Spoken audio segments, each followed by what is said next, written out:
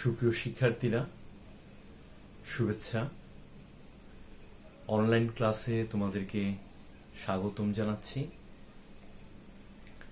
আমাদের আজকের অনলাইন ক্লাসের অধ্যায় হচ্ছে অষ্টম অধ্যায়, ব্যবসায়ের আইনগত দিক। তোমরা জানো এবং আমরাও জানি যে ব্যবসায় করতে গেলে কিছু আইনগত বিধিনিষেধ মেনে চলতে হয়। যে আইনগত বিধিনিষেধগুলো মেনে চলতে হয় সেগুলোকেই মূলত বলা হচ্ছে ব্যবসায়ের আইনগত দিক। তাহলে আমরা এখন ভাবতে পারি বা বলতে পারি যে আসলে আইনগত দিকের ধরনগুলো আসলে কিরকম। একজন ব্যবসায়ী যখন ব্যবসা করতে যান, তাকে ব্যবসায় করার ক্ষেত্রে কিছু আইনগত দিক মেনে চলতে হয়, কিংবা আমরা বলতে পারি অনুসরণ করতে হয়। তার মধ্যে যে আইনগত দিকগুলো আছে, যে বিষয়গুলো আমরা এই চ্যাপ্টারে মূলত আলোচনা করব, তার মধ্যে রয়েছে প্যাটেন্ট, ট্রেডমার্ক, এই ধরনের বিষয়গুলো। একটি হচ্ছে প্যাটেন্ট, একটি হচ্ছে ট্রেডমার্ক। আমরা এই চ্যাপ্টারে পড়ব। এর বাইরে আরো বেশ কিছু আলোচনা আমি এই চ্যাপ্টার থেকে করব, তার মধ্যে আছে কপিরাইট, এবং আরো আছে কপিরাইট ছাড়াও আমাদের বীমার একটি বিষয় নিয়ে আলোচনা করব। তবে আজকের ক্লাসটি আমরা সাজিয়েছি শুধুমাত্র প্যাটেন্ট নিয়ে। আসলে এই যে আমি বললাম যে প্যাটেন্ট, ট্রেডমার্ক কিংবা কপিরাইট, এই সবগুলোই মূলত মেধা সম্পদ।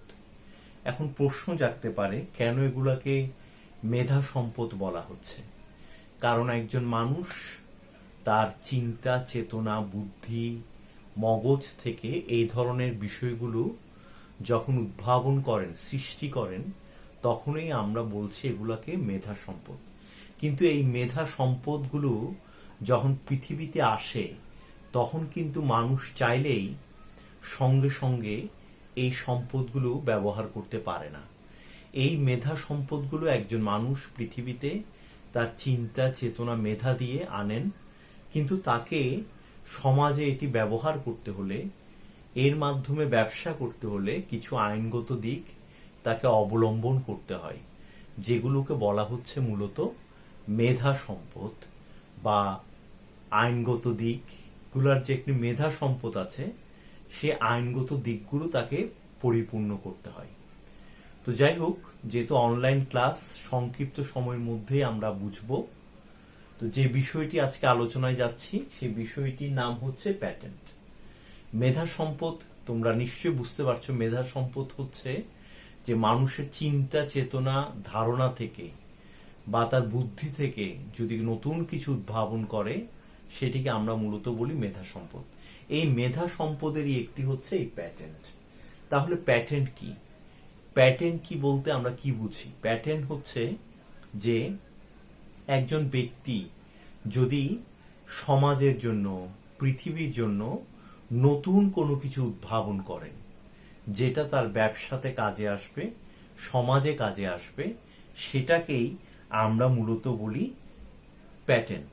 অর্থাৎ একজন ব্যক্তি যখন নতুন কোনো আবিষ্কার করবে এবং সে আবিষ্কারটা অনুমোদন পাওয়ার জন্য, আবিষ্কৃত জিনিসটার অধিকার যিনি আবিষ্কার করেছেন তার কাছে রেখে দেওয়ার জন্য যে ধরনের আইনগত সুবিধা বা আইনগত বিধিনিষেধ অতিক্রম করে তিনি একটি অনুমোদন নেন, তিনি একটি লাইসেন্স নেন, সেটাকেই বলছি আমরা মূলত প্যাটেন্ট। তাহলে প্যাটেন্ট হচ্ছে মূলত একজন আবিষ্কারকের আবিষ্কৃত জিনিসের উপর তার যে অধিকার, সেটি ব্যবহার করার ক্ষেত্রে তার অধিকার, সেটি ব্যবসা করার ক্ষেত্রে তার অধিকার, সেটি কাউকে লাইসেন্স দেওয়ার ক্ষেত্রে তার অধিকার, এটাকেই মূলত বলা হচ্ছে প্যাটেন্ট।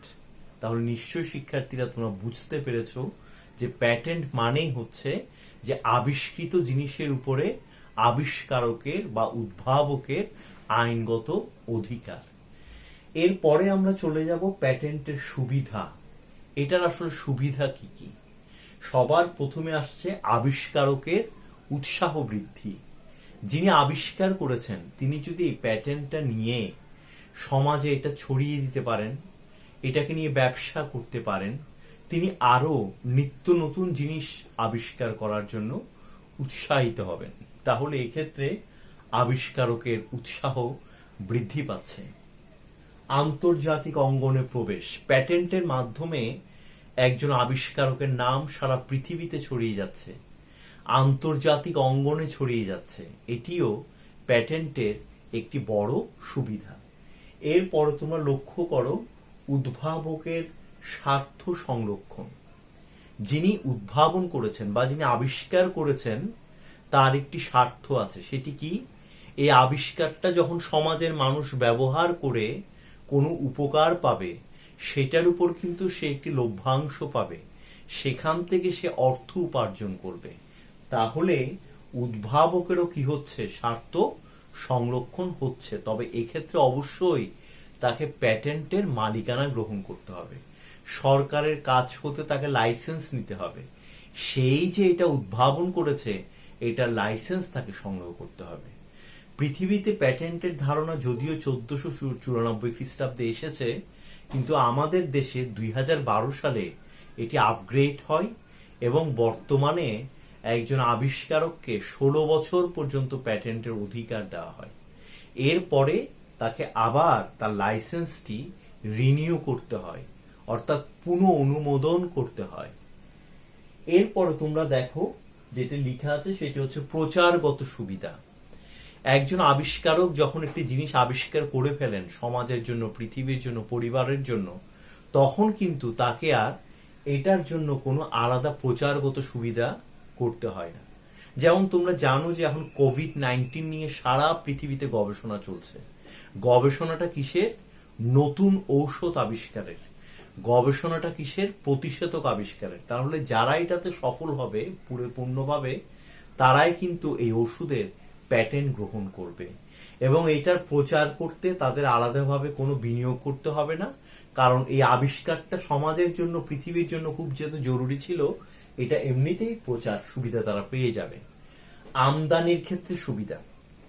প্যাটেন্টের যে আমদানি, অর্থাৎ প্যাটেন্ট যে বা যারা প্যাটেন্ট আমদানি করবে তারা এটা নিরাপদে ব্যবহার করতে পারবে, যেহেতু এটার একটা কি আছে? লাইসেন্স আছে, যেহেতু এটা নিরাপদে ব্যবহার করতে পারবে। অর্থাৎ প্রযুক্তি আমদানিকৃত ব্যবহারের ক্ষেত্রে দেশের আইনগত কোনো জটিলতায় পড়তে হবে না। তবে যার কাছ থেকে সেটি গ্রহণ করছে, যে আবিষ্কারকের কাছ থেকে এটি আমরা গ্রহণ করছি, তার যদি প্যাটেন্ট না থাকে তাহলে আমাদের সমস্যায় পড়লেও হতে পারে। কিন্তু যদি তার লাইসেন্স থাকে তাহলে সেক্ষেত্রে আমাদের কোনো সমস্যায় পড়তে হবে না। এরপরে আমরা দেখতে পাচ্ছি জাতীয় উন্নয়ন। এই যে পৃথিবীতে বা সমাজে বা রাষ্ট্রে, একটি দেশে যত বেশি নিত্য নতুন আবিষ্কার হবে তত কিন্তু জাতীয় উন্নয়ন হবে। যেমন আমাদের দেশে কৃষি ক্ষেত্রে নানা ধরনের আবিষ্কার করেছে। যেমন আমরা আবিষ্কার করতে পেরেছি পাটের জিন, যেটা আমাদের দেশের মানুষ আবিষ্কার করেছে। তো এই যে এটি একটি উদ্ভাবন, এটির প্যাটেন্ট বাংলাদেশের, তাহলে এটার ক্ষেত্রে কি হচ্ছে? জাতীয় একটা উন্নয়ন হচ্ছে।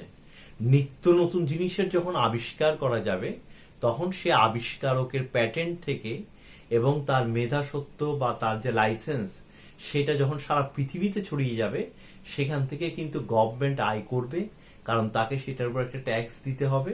এর ফলে জাতীয় উন্নয়ন হবে। এছাড়াও দেশের যেসব ক্ষেত্রে মানুষ পিছিয়ে আছে বা যেসব ক্ষেত্রে প্রযুক্তি সহায়তা দরকার, এই ধরনের জিনিসগুলো যদি আমাদের দেশের মানুষ আবিষ্কার করে, সেক্ষেত্রে কিন্তু আমরা অনেক বেশি এগিয়ে যেতে পারবো। মূলধন বিনিয়োগ বৃদ্ধি। এটা কিরকম? বলা হচ্ছে প্যাটেন্টের সুবাদে গবেষক ও বিনিয়োগকারীগণ তাদের পরিশ্রম ও মূলধনের উপর যথেষ্ট পরিমাণে মুনাফা পেয়ে থাকেন। অর্থাৎ যিনি আবিষ্কার করেছেন তিনি আবিষ্কৃত জিনিসের উপর একটি বড় অ্যামাউন্ট পাচ্ছেন, আবার সেটার উপর প্রতি মাসে বা বছরে মুনাফা পাচ্ছেন।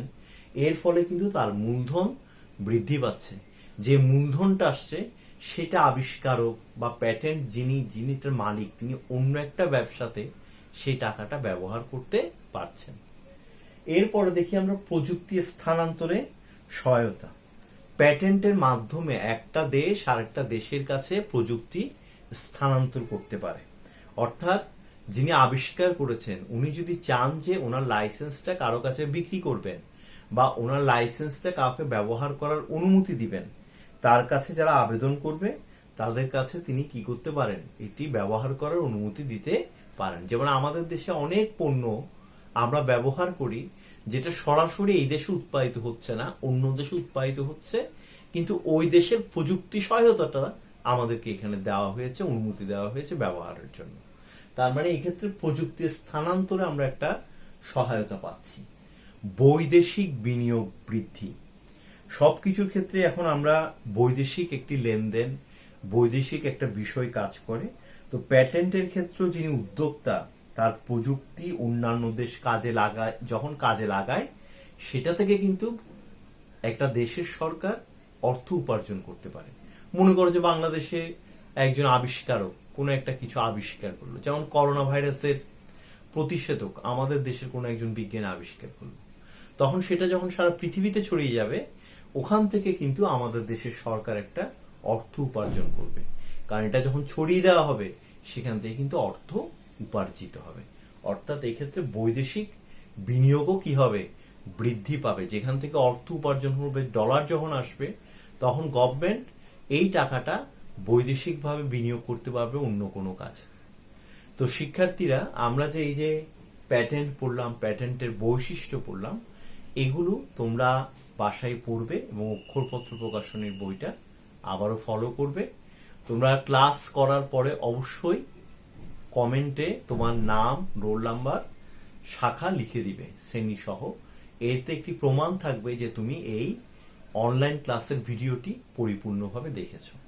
সবাই ভালো থাকো, সুস্থ থাকো, এই প্রত্যাশা জানিয়ে আমার আজকের ক্লাস আমি শেষ করছি। ধন্যবাদ সবাইকে।